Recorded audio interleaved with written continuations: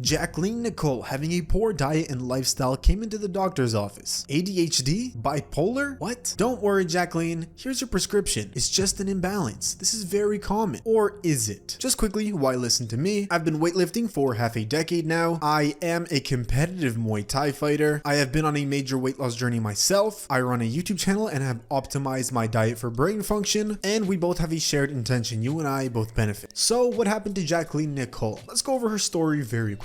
She was diagnosed with ADHD and bipolar. While writing her bachelor's in psychology, looking through her undergrad coursework about genomics, she read a study about DHA, which is a fatty acid. If you want to learn more about it, click up here in the top right. I did a whole video about this, but essentially she read something about DHA and the role it played in mental health, forcing her to go down this very deep rabbit hole. She came to the conclusion that a healthy diet was critically important for mental health disorders. So let's cover highly processed foods and the link to ADHD. The consensus is processed food does not cause ADHD per se, but can exacerbate the symptoms and or cause symptoms that are very similar to ADHD itself. Now let's get back to what Nicole discovered in her undergrad work, which was the omega-3 to 6 balance and unprocessed foods. She discovered that adding more omega-3 fatty acids into your diet was very critical for good mental health, and getting a good balance of omega-3 to omega-6 was even more critical. And now another thing is trying to eat clean as much as possible. Pretty much everybody knows what this means. Less processed foods, more whole foods, and lowering your sugar intake certainly helps mental health and reduces the amount of ADHD symptoms. Now what should we avoid? Sodas and energy drinks are something that we should lower down due to their high sugar and high caffeine. And for people that can't handle it, this can very heavily exacerbate the symptoms of ADHD, or for people that don't have it, mimic the symptoms. We should also try to avoid any vegetables with organophosphates, which is the primary component in pesticides, as this leads to memory loss, lowered testosterone, speech impairments, and so many more harmful effects to the body. This is a deep rabbit hole and it was very crazy to look into. I definitely recommend you look into organophosphates. And the last major thing to avoid is foods with high heavy metal content, such as fish, which tend to contain mercury. This impairs brain development and has actually been theorized to cause ADHD. It was once shown that a developing child, once reaching the threshold of mercury, actually had a 40 to 70% increased chance to experience ADHD symptoms throughout their life. Now, some very last common endpoints is overall high sugar intake is quite bad, and generally the rest of the diet results are very mixed. There's no significant data to show that low carb will better ADHD symptoms. Apart from these crucial points, it's all kind of the same. So eat what you like and what is the most sustainable to you. Before I leave off, I do want to mention that calorie balance is one of the most important things when it comes to nutrition, and thus if you want to control your diet, you must figure out what your maintenance calories are. If you want to find out your maintenance calories and get a free diet plan along with that, press the link in the description. We're here to help you out, and don't forget to stay savvy with your diet.